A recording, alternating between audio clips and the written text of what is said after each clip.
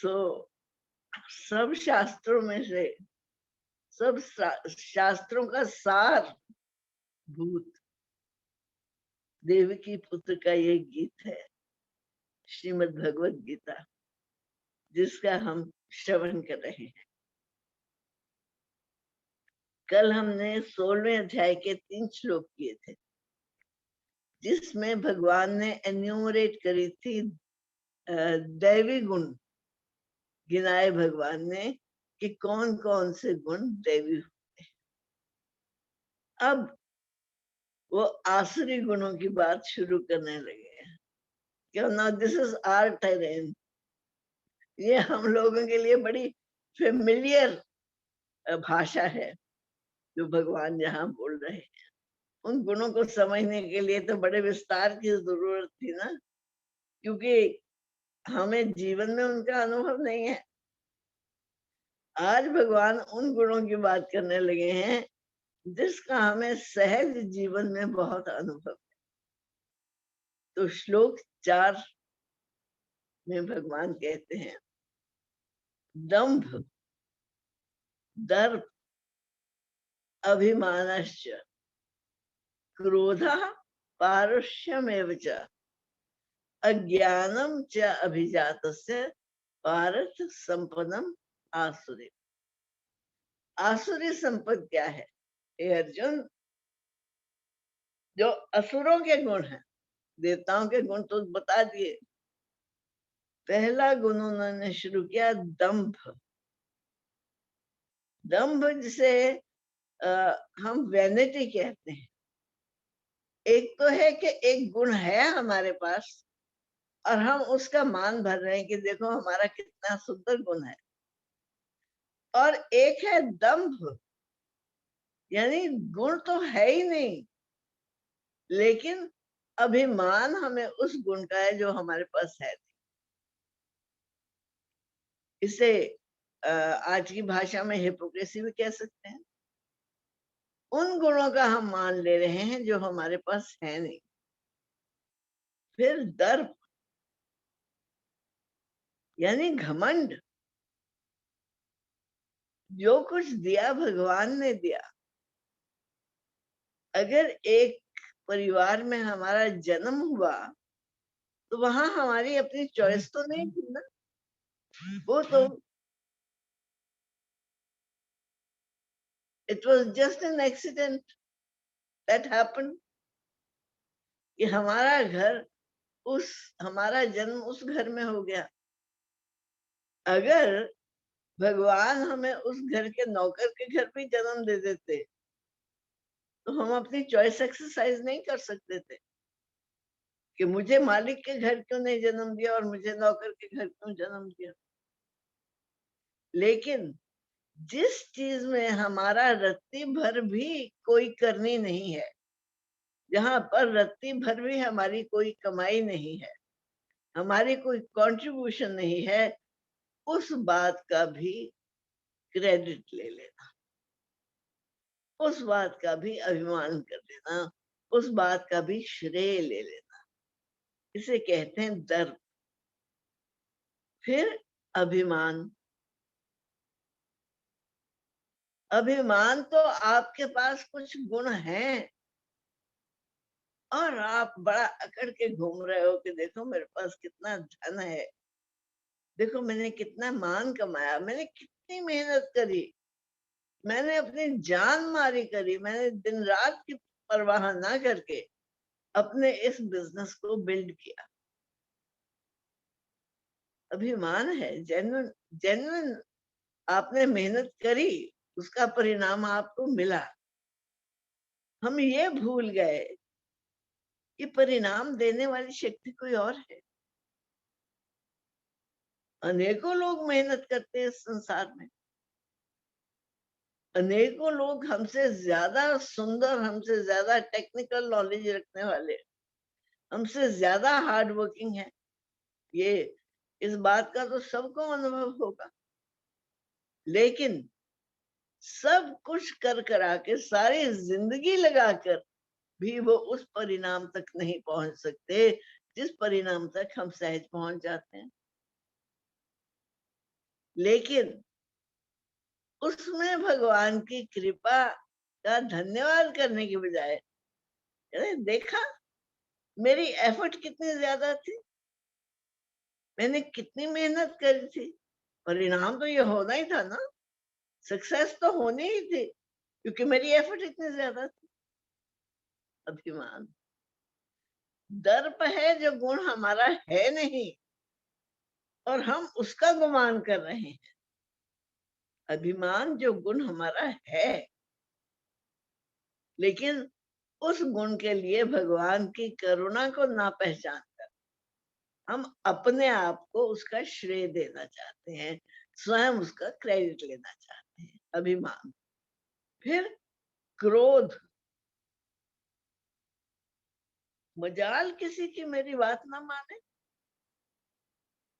मैंने तो इतनी मेहनत करके अपना बिजनेस बनाया, मैंने तो इतनी मेहनत करके अपनी एस्टेब्लिशमेंट करी, और तुम आ गए हो मुझे बताने के लिए और अपना क्रेडिट लेने के लिए, तो फिर क्रोध आता है। फिर पारुष्यम, कठोरता, क्योंकि अगर मेरे अतिरिक्त और किसी का श्रेय नहीं है संसार, अगर मेरे अतिरिक्त और कोई करने वाला नहीं है, तो फिर उस सब किए कराए का श्रेय भी मेरा है। Then we become stone hearted, कहते हैं ना कि पत्थर दिल है, इसको दूसरे की मेहनत ही नहीं दिखती, दूसरों ने कितनी कंट्रीब्यूशन करी, कितना सहयोग दिया तुम्हारे काम में सक्सेस तुम्हें मिले इस कारण, लेकिन इतना कठोर दिल हो चुका है कि इस बात को रिकग्नाइज करने से ही इनकार करता है। पारुष्यम। फिर अज्ञान, ये सब किस लिए होता है? क्योंकि हम सत्य से अनभिज्ञ हैं, हम अपने जीवन में सत्य को स्वीकार नहीं कर रहे, अज्ञान में जी रहे हैं, जो नहीं है उसका श्रेय ले रहे हैं, जिन्होंने किया है उनको रिकग्नाइज नहीं कर रहे। कहते ये सारे जो गुण है ना, ये सारी संपदा जो है, ये सारी संपदा लेकर जो पुरुष उत्पन्न हुआ है, यानी जो इन सब गुणों के साथ पैदा हुआ है इस संसार में, उसको आसुरी कहा जाता है। दैवी ऊपर क्या क्या है, अभी तो आसुरी का तो बहुत विस्तार है। दैवी तो भगवान ने 3 श्लोकों में निपटा दिया, कह के ये दैवी संपद है, देवताओं के ये गुण होते हैं। अब असुरों के सुनो, खूब विस्तार से भगवान उसका वर्णन करने लगे हैं। तो कहते हैं ये उस जो आसुरी संपद को लेकर पैदा होता है, ये उसके गुण है, दंभ, दर्प, अभिमान, और ये सब पारुष्य, अज्ञान, क्रोध, ये सब उनके गुण हैं जो सत्य को जीवन में पहचानना नहीं चाहते। अब श्लोक 5 पे चलते हैं।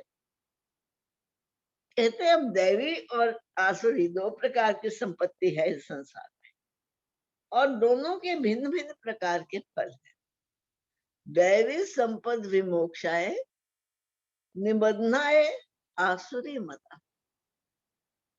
भगवान कहते हैं मेरा ये ऐसा मत है, मैं ये मानता हूं कि दैवी संपद जिसके पास है वो तो मोक्ष के लिए पैदा हुआ है, यानी दैवी संपद संपन्न पुरुष अपने सारे बंधनों को सहज ही काट सकता है। दैवी संपदा उसकी सहायक है, उसके बंधनों को काटने के लिए, उसकी एबरेशंस को काटने के लिए। जहां जहां वो अपने आप को श्रेष्ठ समझता है, जहां जहां उसके पांव में बेड़ियां डली हुई हैं, दैवी संपद वाला तो फिर भी उन बेड़ियों से मुक्त हो सकता है, लेकिन आसुरी संपत्ति वाला निबंधनाए आसुरी, केवल उन बेड़ियों को और भी पक्का कर देता है, और भी दृढ़ीभूत कर देता है। लेकिन हे अर्जुन, मां शुचा, तू ना शोक कर, तू दुखी ना हो। क्यों? क्योंकि संपदम दैवीम अभिजातोऽसि पार्थ। क्योंकि तू तो पैदा ही दैवी संपदा लेकर हुआ है। तू तो पैदा ही इसलिए हुआ है क्योंकि तूने विमुक्त होना है इस संसार के बंधन से। इसलिए तेरे लिए कोई शोक की बात नहीं है। तेरे लिए सारा रास्ता केवल प्रकाशमय है। दैवी संपदा मुक्ति के लिए और आसुरी संपदा बंधन के लिए मानी गई है। इसलिए पांडव, यानी हे अर्जुन, तू शोक मत कर, क्योंकि तू दैवी संपदा को लेकर उत्पन्न हुआ है। कहते हैं कि अच्छा, वो शिशु तो ऐसे है, देवता जैसे होता है, कभी वो रोया ही नहीं, कभी उसने तंग ही नहीं किया। वो तो इतना तृप्त है कि वो तो माँ से दूध भी नहीं मांगता। कई बार हम शिशुओं के लिए ऐसी भाषा भी प्रयुक्त करते हैं ना। ये तो तुझे अर्जुन किसी बात की चिंता करने की जरूरत नहीं, क्योंकि तेरे पास तो जन्म से वो सारी दैवी संपदा मौजूद है। जन्म से तू लेकर पैदा हुआ। That is your inheritance, that is your heritage.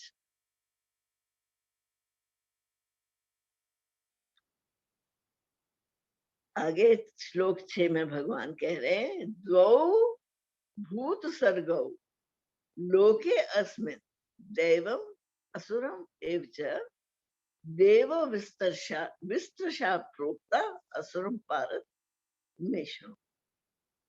हे अर्जुन, इस संसार में दो प्रकार के लोग रहते हैं। सारी सृष्टि दो प्रकार के विभागों में बंटी हुई। अब जो दैवी गुणों वाले लोग हैं, उनको तो मैंने बड़े विस्तार से तुझे बता दिया है। उनकी बात तो मैं कर चुका हूं तेरे सामने। अब असुरम पारथ मिश्र, अब तू मुझसे उनकी बात सुन जो आसुरी गुणों को लेकर पैदा हुए, जो आसुरी स्वभाव वाले। याद रहे, सावधानी, कौशल। क्योंकि जब भगवान दैवी और आसुरी की बातें करते हैं ना, हमारी सहज प्रवृत्ति होती है कि इस तुला को लेकर हम लोगों को तोलते रहते हैं। तो भगवान ने तो ऐसे कहा था, दैवी गुण ऐसे होते हैं, आसुरी गुण ऐसे होते हैं। इसके तो गुण सारे आसुरी हैं। ये तो बड़ा आसुरी गुण है, इतना इतना क्रोधी है। ये तो बड़ा आसुरी है, इतना बढ़ के दिखाता है। अरे उसने किया है तो दिखाता है, मैंने तो किया भी नहीं। सो यहाँ पर इंटेग्रिटी की जरूरत है, ऑनेस्टी की जरूरत है। अपना मूल्यांकन हम भली प्रकार से कर सकते कि हम किस कैटेगरी में आते हैं। अर्जुन क्योंकि दैवी प्रकृति को बिलोंग करता है, क्योंकि उसके पास दैवी गुण है, इसलिए वो भयग्रस्त है। कहीं मुझसे कोई ऐसी भूल ना हो जाए जो मेरे पूर्वजों के आचरण के विपरीत। इसलिए बार बार वो कृष्ण से कह रहा है कि मैं कैसे फाइट करूंगा अपने दादा को, मैं कैसे फाइट करूंगा अपने भाइयों को। ना, इससे तो भिक्षा मांग के खा लेना अच्छा। दुर्योधन को कोई समस्या नहीं है, क्योंकि वो इस बात में प्रीसपोज्ड ये फैक्ट लेके चलता है कि मैं तो हूं श्रेष्ठ, बाकी जो मेरे सामने सब निकृष्ट है। भगवान कहते हैं दो प्रकार के लोग इस संसार में हैं, एक तो आसुरी है और एक दैवी है। दैवी लोगों की के गुणों की बात मैं विस्तार से तुझे बताया हूं, अब तू असुरों की बात मुझसे सुन।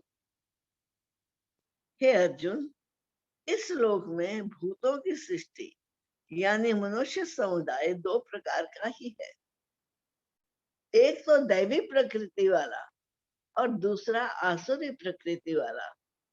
उनमें से दैवी प्रकृति वाला तो मैं विस्तार पूर्वक कह आया हूं। अब तो आसुरी प्रवृत्ति वाले मनुष्य समुदाय को भी विस्तार पूर्वक मुझसे सुन। क्यों विस्तार पूर्वक सुन? क्योंकि अब इस तुला में हमने देखना है कि हम कहां पर फिट करते हैं, हम कहां पर बैठते हैं, हमारा भार कितना है, कितने दैवी गुण हैं और कितने आसुरी गुण हैं। प्रवृत्तिम च निवृत्तिम च जना न विदुर आसुरा न शौचम न अपि च आचारो न सत्यम तेषु विद्यते। भगवान कह रहे हैं प्रवृत्ति और निवृत्ति, ये जो दो रास्ते हैं, यानी मुक्ति की तरफ चलने का रास्ता और बंधन की तरफ चलने का ये जो रास्ता है, उन दोनों को जान। जो सुर और असुर, ये दो रास्ते दो लोगों के लिए हैं। एक तो देवताओं का रास्ता है जो मुक्ति की तरफ ले जाता है, और एक असुरों को का रास्ता है जो बंधन की तरफ उनको ले जाता है। अब तो उनको मेरे से ध्यान से सुन। जो प्रवृत्ति की ओर जाने वाला रास्ता है, जो बंधन की तरफ जाने वाला रास्ता है, उसके क्या लक्षण है? ना शौचम ना अपि च आचारो, ना तो वहां पवित्रता है, ना वहां सत्यता है, ना आचार की शुद्धि है, ना विचार की शुद्धि है, ना सत्यम तेषु विद्यते, और वहां पर सच्चाई भी नहीं है, इंटेग्रिटी भी नहीं है कि मुझसे ये भूल हो गई, मैं अपनी भूल को कैसे सुधारूं, ये तड़प भी नहीं है। क्योंकि अपनी भूल को ही वो सही साबित करने में लगे हुए हैं। जो उनकी गलतियां हैं, उन्हीं गलतियों को वो ठीक साबित करने में लगे हुए हैं। जो मैंने किया ठीक किया, मैंने क्रोध किया तो ठीक ही तो किया, क्रोध के बिना थोड़ा ना गुजारा चलता है इस संसार। उसकी गलती थी तो मुझे कहना ही था। ये सारी बातें आसुरी गुणों वाला कहता है, दैवी गुणों वाला ये बात नहीं कहता।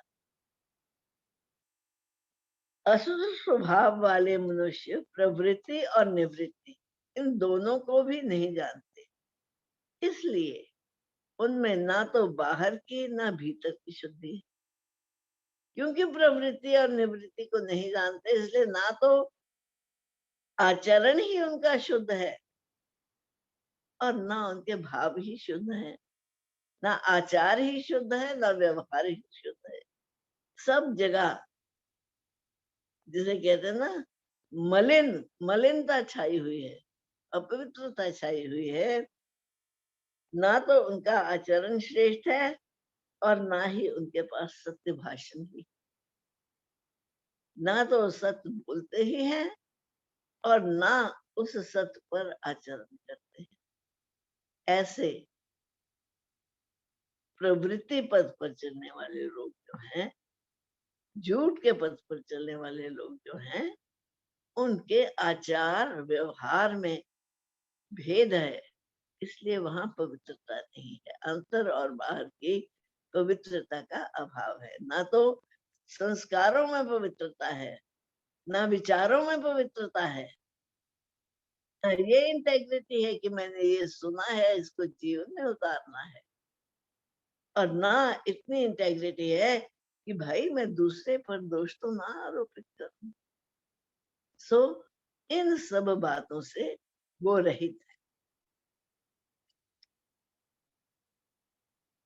उनका क्या फेथ है, वो किस फेथ से जीते हैं? असत्यम अप्रतिष्ठम ते जगत आहु अनीश्वरम। अपरस्पर संभूतम किम अन्यत काम है तुम। असत्यम अप्रतिष्ठम, ये जो सारा संसार है ना, इसका कोई आधार नहीं है, कोई शक्ति नहीं इसको कंट्रोल करने वाली। ये तो it is all science, you know, these are all the results of science।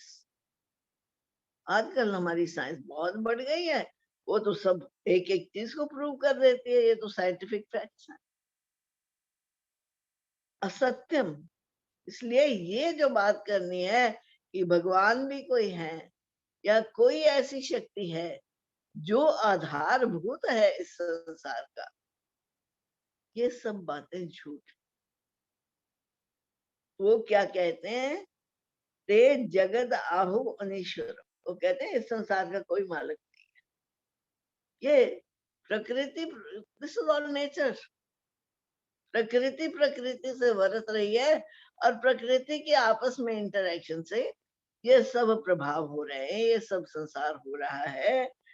अपरस्परम संभूतम, इस जगत की उत्पत्ति करने वाला कोई ईश्वर नहीं, सिर्फ स्त्री पुरुष के संयोग से ही जहां जन्म होता है। और क्या कारण है इस संसार के जन्म का, और कोई कारण नहीं है, क्योंकि हमें दिखता तो नहीं है ना कोई व्यक्त कारण, तो यही दिख रहा है कि कामना से प्रभावित होकर संयोग के कारण संसार की वृद्धि होती है, इस संसार का जन्म होता है। इसलिए अनीश्वरम जगदाहो अनीश्वरम, इसलिए इस संसार का कोई ईश्वर नहीं है, कोई स्वामी नहीं है। यानी it is a process from moment to moment, एक एक क्षण जीवन अपने आप जीवन चक्र चलता चला जा रहा है, जो किसी के नियंत्रण में नहीं। वे आसुरी प्रवृत्ति वाले मनुष्य कहा करते हैं कि जगत आश्रय रहित है, यानी जगत का कोई आश्रय नहीं, कोई आधार नहीं, सर्वथा असत्य और बिना ईश्वर के है, अपने आप केवल स्त्री पुरुष के संयोग से उत्पन्न है, अतएव केवल काम ही इसका कारण है, इसके सिवा और क्या कारण है। यानी there is no higher authority according to them, it is all a physical process of creation and recreation, वो ऐसा मानते हैं। अब श्लोक 9 पे चलते हैं। एताम दृष्टिम अवष्टभ्य नष्ट आत्मनो अल्प बुद्ध्या प्रभवन्ति उग्र कर्मा क्षयाय जगतो अहिता। इस प्रकार दृष्टिम अष्टभ्य, इस प्रकार के आर्गुमेंट्स का आसरा ले, इस प्रकार की रीजन और इस प्रकार की लॉजिक का आसरा लेकर वो अल्प बुद्धि लोग, जिनके पास बुद्धि नाम की कोई वस्तु नहीं है, वो नष्ट आत्मा, वो अपने आप को नष्ट करते हैं, वो अपने आप को अपने आप के लिए वृद्धि का, अपने आप के लिए डेवलपमेंट का, एवोल्यूशन का कोई रास्ता ही नहीं छोड़, अपने ये बातें करके हानि किसको कर रहे हैं, वो नुकसान किसको कर रहे हैं, किसी दूसरे को नहीं, वो अपने आप को नष्ट कर रहे हैं। क्योंकि अल्पमेध साम, क्योंकि उनकी बुद्धि छोटी सी है और उसके बियॉन्ड वो देख ही नहीं सकते, फिजिकल कॉज के बियॉन्ड वो संसार को देख ही नहीं सकते। फिर प्रभवंती उग्र कर्माणम, फिर वो बड़े बड़े उग्र कर्मों में लग जाते हैं। जितना जितना दंभ बढ़ता है, जितना जितना दर्प बढ़ता है, जितनी जितनी ईगोसेंट्रिक उनका जीवन होता है, उतना उतना वो संसार के भी अहित के लिए काम करते हैं और संसार का भी नाश करते हैं और अपना भी नाश। क्योंकि नाश क्या करने का क्या अर्थ है, जितना जितना सत्य से दूर होते चले जाते हैं, जितना जितना सत्य से बिछुड़ते चले जाते हैं, उनकी बुद्धि का विनाश होता चला जाता है। उनकी बुद्धि सत्य देखने के काबिल ही नहीं रह जाती।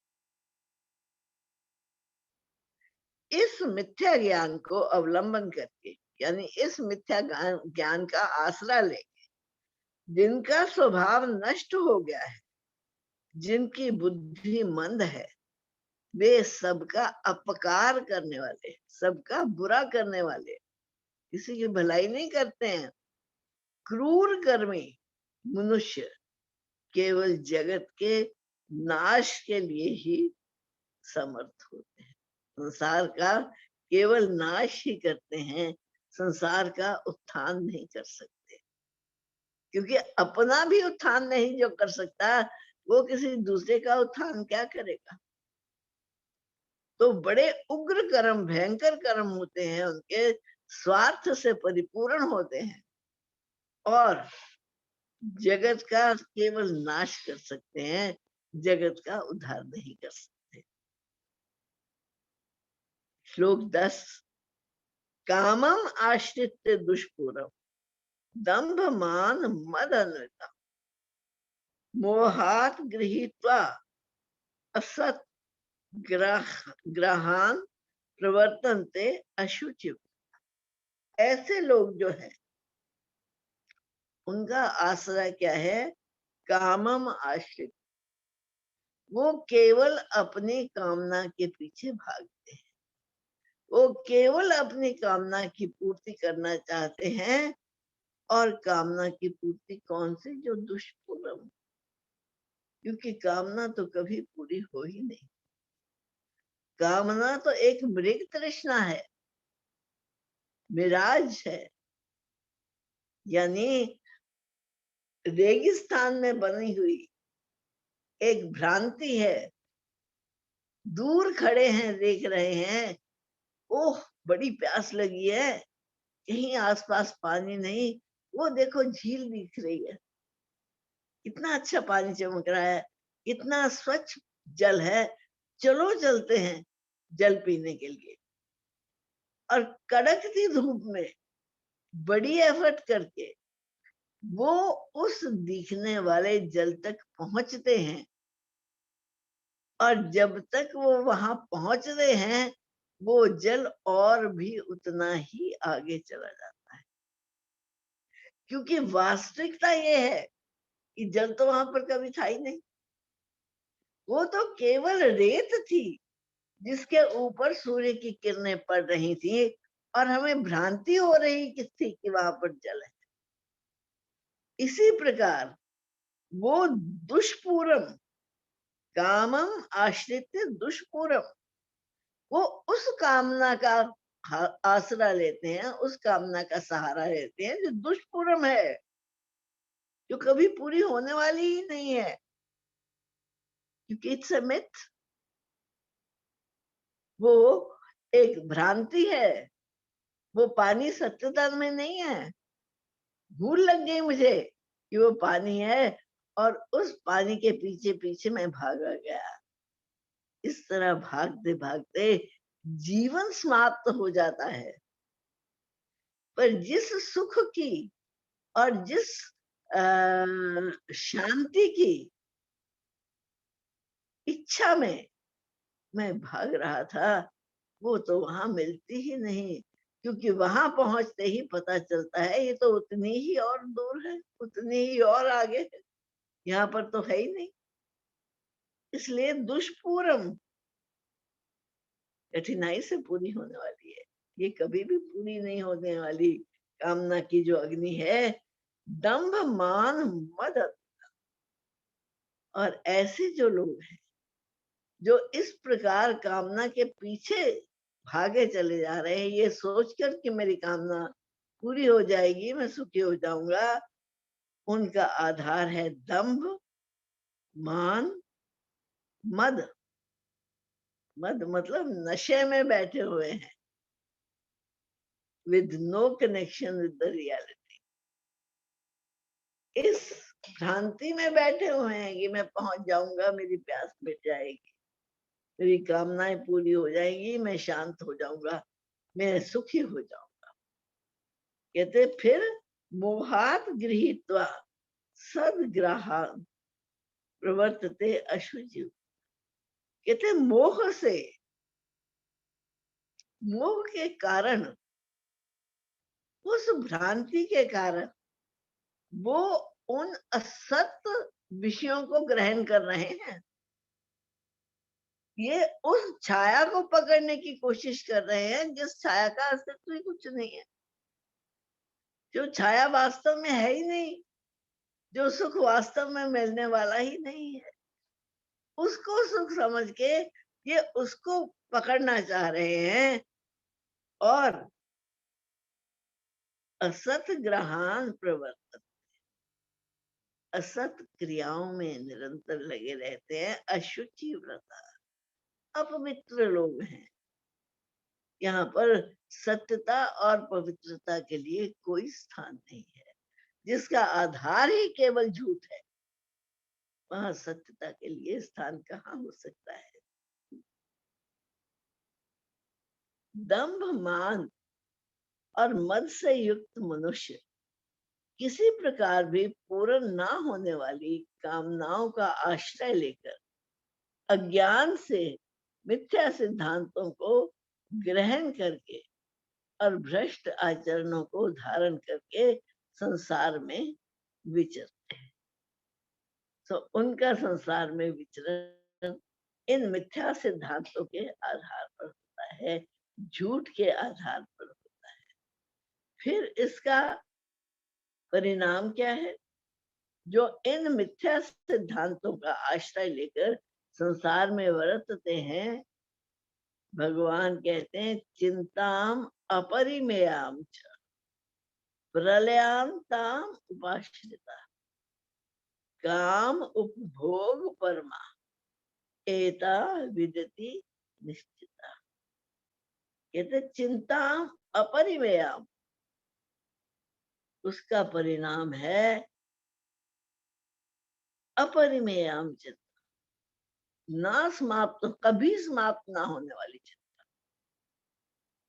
ये हो गया तो ये करूंगा, ये हो गया तो ये करूंगा, ये हो गया तो ये करूंगा, इसी उधेड़ बुन में, इसी होप में, इसी एक्सपेक्टेशन में वो जीवन बिता देते हैं। मेरी ये कामना हो जाएगी ना पूरी तो मैं सुखी हो जाऊंगा, ये कामना पूरी हो जाएगी तो मैं सुखी हो जाऊंगा।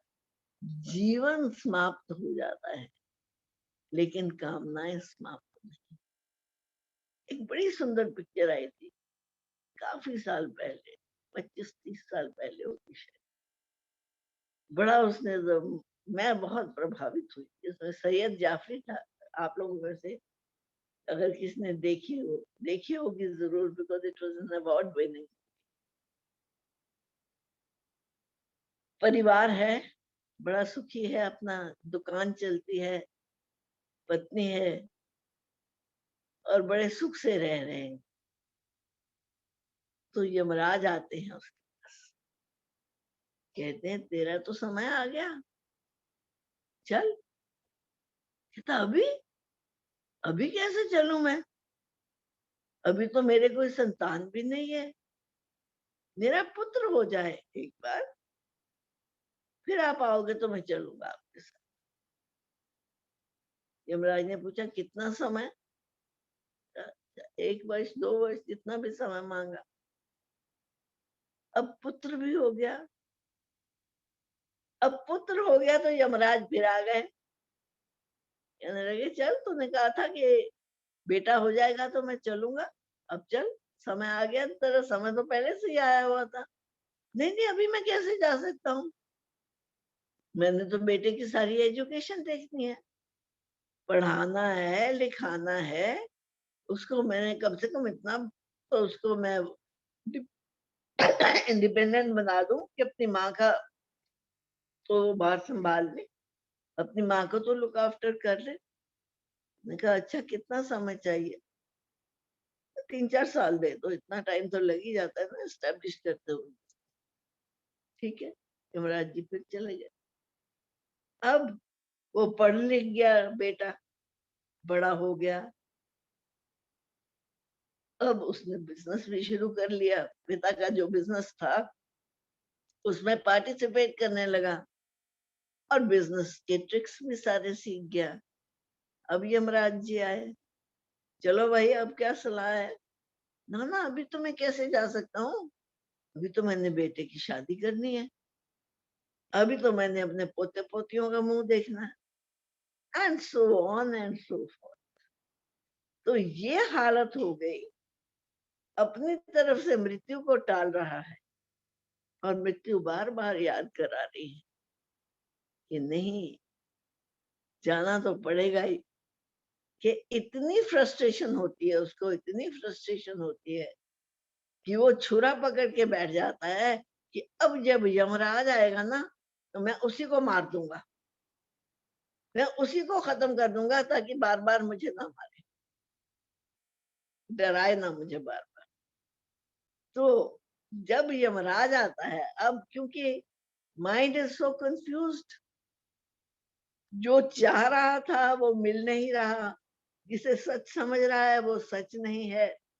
तो इन दैट कन्फ्यूजन अपनी तरफ से ये वो डैगर जो इसने पकड़ा होता है यमराज के छाती में घुसो देता है उसको मारने के।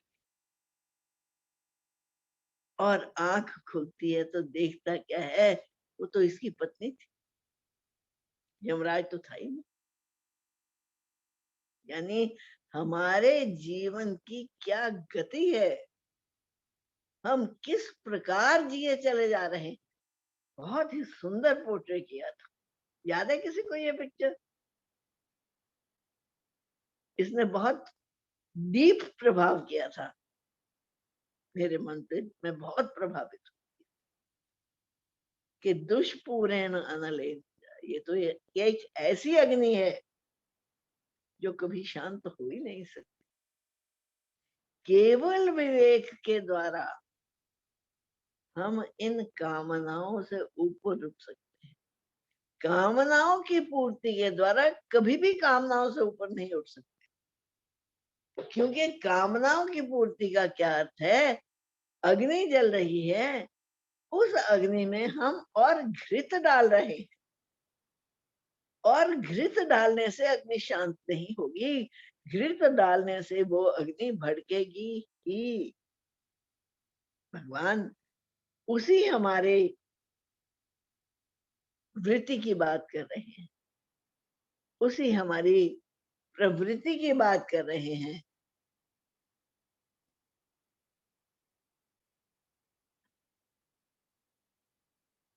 इस मिथ्या ज्ञान को अवलंबन करके जिनका स्वभाव नष्ट हो गया है तथा जिनकी बुद्धि मंद है, सबका अपकार करने वाले, अपकार मतलब सबका बुरा करने वाले क्रूर कर्मी मनुष्य केवल जगत के नाश के लिए ही उत्पन्न होते हैं।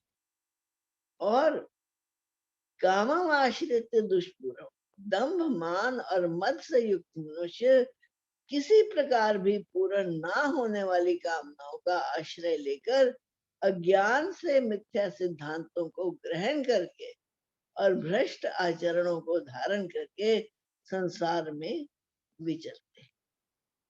और फिर इसका परिणाम क्या है? चिंताम अपरिमेयाम प्रलयांतम उपास। इतनी चिंता लगी रहती है जब तक मृत्यु आकर उन्हें घेर नहीं लेती, सारा जीवन उनका चिंता में चला जाता है।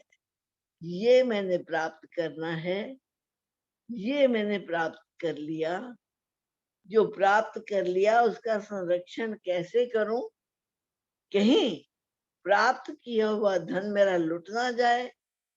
और इस प्रकार की सब कामनाएं जो हैं, जो कभी भी समाप्त नहीं होती चिंता, प्रलय अंत उपाश्रिता, प्रलय तक, मृत्यु तक उन चिंताओं का आश्रय लेकर वो जीता है और काम उपभोग परमा, और वो ये मानता है कि जीवन का the only purpose of this life is काम उपभोग परमा, कामनाओं की पूर्ति करना, उपभोगों को प्राप्त करना। और इसी बात को वो ठीक समझता है और इसी बात को वो प्रतिपादित करता है, इसी बात को वो आगू करके सिद्ध करना चाहता है कि नहीं नहीं, संसार में और कुछ नहीं है, सिर्फ कामना की पूर्ति के लिए तो जीवन मिला है, एक ही तो लाइफ है, eat drink and be happy, बार बार थोड़े ना जीवन मिलता है। तो इस जीवन में, एक जीवन में जितना हम उपभोग कर ले उतना अच्छा। मृत्यु पर्यंत रहने वाली असंख्य चिंताओं का आश्रय लेने वाले, विषय उपभोगों के भोगने में तत्पर रहने वाले और बस इतना ही सुख है, इस प्रकार मानने वाले हो, तो उससे बियॉन्ड वो ना देख सकते हैं, ना वो मान सकते हैं। और यही उनके आर्गुमेंट्स हैं, यही उनका वाद विवाद चलता है। और उनकी गति क्या है? आशा पाश शतैर बद्धा, काम क्रोध परायण, काम और क्रोध के अधीन होकर, यानी उनके जीवन के मोटिवेटिंग फैक्टर सिर्फ उनकी कामना, कामना की पूर्ति नहीं हुई तो क्रोध, जो रास्ते में आ गया उसको एनिहिलेट कर दूंगा, उसको मार दूंगा, मजाल है किसकी कि मेरा रास्ता रोके। कहते इस प्रकार वो काम और क्रोध के अधीन हुए हुए आशा पाश शतैर बद्धा, अरे एक बेड़ी ही बांधने के लिए काफी है। एक बेड़ी में जो बंधा होता है उसको कितनी कठिनाई होती है, कितनी उसको उस बेड़ी से निकलने की जरूरत होती है। और यहाँ तो आशा पाश शतैर बद्धा, सैकड़ों बेड़ियां हैं, सैकड़ों कामनाएं हैं जो उसे कसकर बांध रही हैं, जो उसकी फ्रीडम ऑफ मूवमेंट को रोके हुए हैं। ईहन्ते काम भोगार्थम अन्यायेन अर्थ संचय, कहते वो केवल काम और उपभोग, अर्थ जो वस्तुएं हैं, केवल उनकी कामना करता है, केवल डिजायर्स की फुलफिलमेंट ही is the only objective of his life. ईहन्ते यानी he only desires the fulfillment of those कामनास, और उन्हीं कामनाओं की पूर्ति के लिए वो संचय करता रहता है, जोड़ता रहता है, और भी अधिक जोड़ता रहता है, और भी अधिक जोड़ता रहता है। जोड़ जोड़ कर तृप्ति नहीं हुई कि समय आ गया वो सब जोड़ा हुआ छोड़कर जाने का। ऐसी उसकी गति, ऐसा उसका हाल होता है। आशा आशा के सैकड़ों फांसियों से, एक ही फांसी काफी है मारने के लिए, यहाँ तो हर आशा फांसी बन के हमारे गले में फंदा बन के पड़ी हुई है।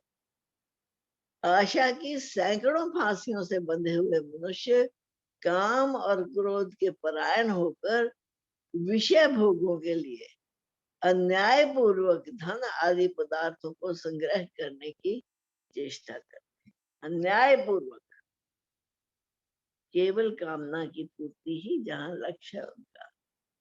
तो मेथड्स तो देखने नहीं कि मैं अधिकारी भी हूं कि नहीं, मुझे चाहिए बस इतना ही काफी है।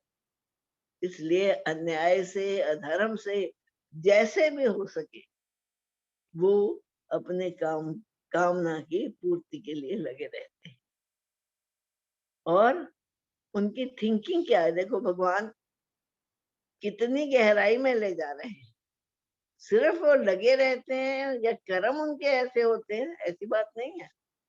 भगवान कहते इदम अद्य मया लब्धम इमं प्राप्त से मनोरथ। आज तो मैंने ये प्राप्त कर लिया, आज तो मेरी ये विक्ट्री हो गई, आज मुझे इतना लाभ हो गया, आज मैंने अपने ओपोनेंट को इतना हरा दिया, इतना नीचा दिखा दिया, ठीक है, आज मुझे इतना कुछ मिल गया। और इमं प्राप्य से मनोरथम, और फिर बाकी जो मेरा मनोरथ रह गया है, बाकी जो मेरी इच्छा रह गई, बाकी जो मैंने प्राप्त करना है, मैं इस प्रकार से अपने मनोरथ को पूरा करूंगा, मैं इस प्रकार से अपनी कामना को पूरा करूंगा। इदम अस्ति इदमपि मे भविष्यति इति पुनर्धन।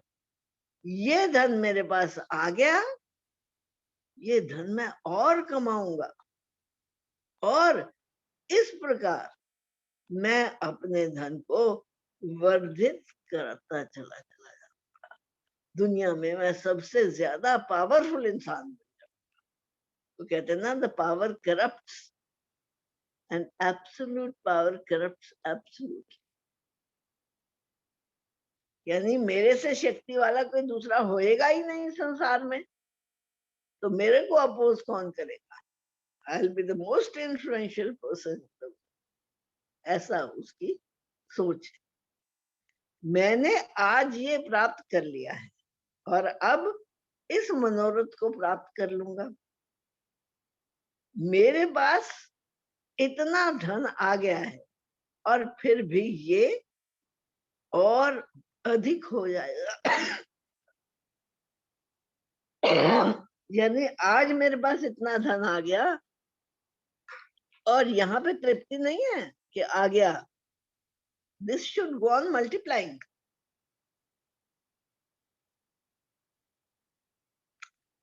ये दिन प्रतिदिन बढ़ता चला जाएगा।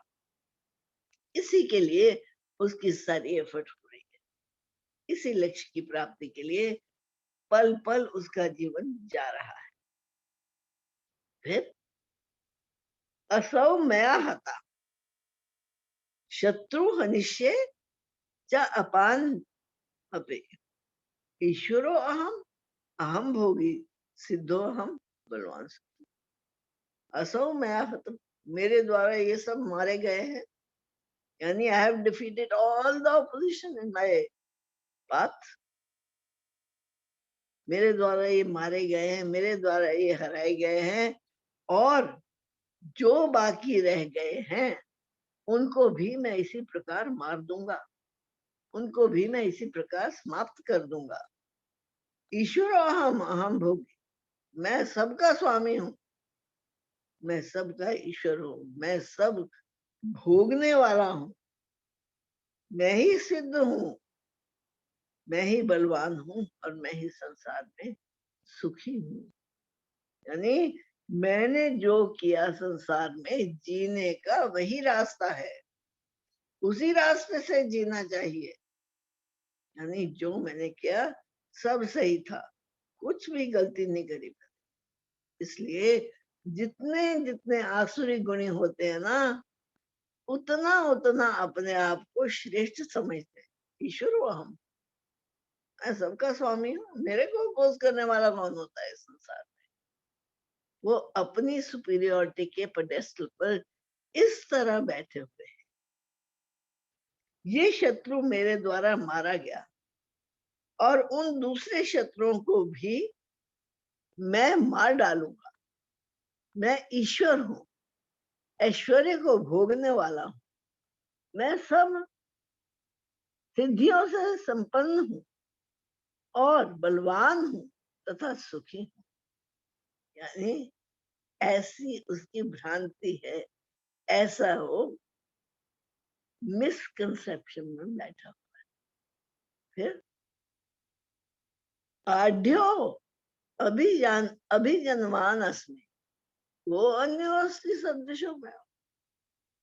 आढ़्यो, खूब मैं धनवान हूं, मेरे बराबर इस संसार में दूसरा है कौन भला?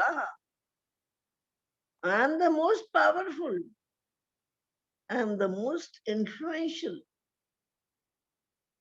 उस वक्त कहते ना एब्सोल्यूट पावर करेक्ट एब्सोल्युटली।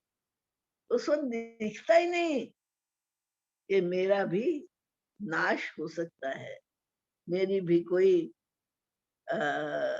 गिरावट के चांसेस हैं। नहीं, मैं तो धनवान हूँ, मेरे समान इस संसार में दूसरा है ही कोई नहीं। यक्षे दास्यामी, और मेरे कितने नौकर हैं, सारी दुनिया मेरी नौकर है।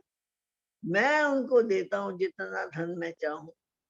मैं देखो पालता हूँ, कितना बड़ा मेरा इतना बड़ा बिजनेस है, और इतने वहां एम्प्लॉयज मैंने लगा रखे हैं। सबकी सैलरी मैं देता हूँ, सबको मैं पालने वाला हूँ। मोदिष्य इति अज्ञानम एवं मोहित।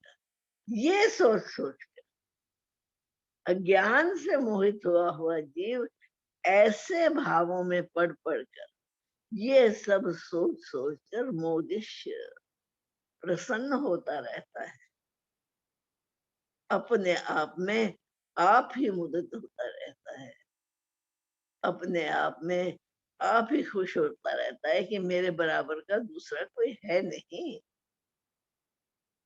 फिर अनेक चित्त विभ्रांता मोह जाल समावृता प्रसक्ता काम भोगेशु पतंति नरके अश। अनेक चित्त विभ्रांता, ऐसे अनेक विचार जो ऊपर सारा भगवान अभी बता के आए हैं, ऐसे अनेकों विचारों ने उसके चित्त को विभ्रांत कर दिया है, उसके चित्त को हर लिया है, उसको सत्य देखने ही नहीं देता, और वो ऐसे मोह के जाल में फंस गया है, जकड़ा गया है मोह के जाल में, कि वो काम और भोगों में प्रसक्त डूबा हुआ, कामना और उसके उपभोगों में वो डूबा हुआ, उसका क्या परिणाम होता है? पतंती नर के अशुचि। वो जाकर गिरता कहाँ है? अपवित्र नरक में, अपवित्र नरकों में, यानी जहां से उभरने की कोई संभावना नहीं। नरक क्या है? दुख का प्रतीक है, जहां हर वक्त अतृप्ति की अग्नि लगी हुई है, जहां तृप्ति की शांति का अनुभव नहीं होता। और समझ ये रहा है कि मेरे बराबर तो इस संसार में दूसरा कोई है ही नहीं। मैं बड़ा धनी और बड़े कुटुंब वाला हूँ, मेरे समान दूसरा कौन है? मैं यज्ञ करूंगा, मैं दान दूंगा और अमोद प्रमोद करूंगा। इस प्रकार अज्ञान से मोहित रहने वाले तथा अनेक प्रकार से भ्रमित चित्त वाले, मोह रूप जाल से समावृत और विषय भोगों में अत्यंत आसक्त असुर लोग महान अपवित्र नरकों में जा, उसका परिणाम क्या है? कि महान नरकों में जा गिरते हैं, जहां पर केवल दुख ही दुख है, केवल तड़पन ही तड़पन है, केवल अशुचिता ही अशुचिता है, अपवित्रता ही अपवित्रता है। तो 16 श्लोक हमारे हो गए। तो भगवान ने बड़े विस्तार से वो आसुरी संपदा की बात कर रहे हैं। अभी तो आसुरी संपदा तो आगे भी चलेगी, क्योंकि दैवी संपदा की बात तो 3 श्लोकों में समाप्त कर दी भगवान ने, लेकिन आसुरी संपदा का पूरा विस्तार कर रहे हैं। 16 श्लोक हमारे हो गए। 17वें श्लोक से नेक्स्ट वीक खत्म हो बहुत जाएगा। बढ़िया।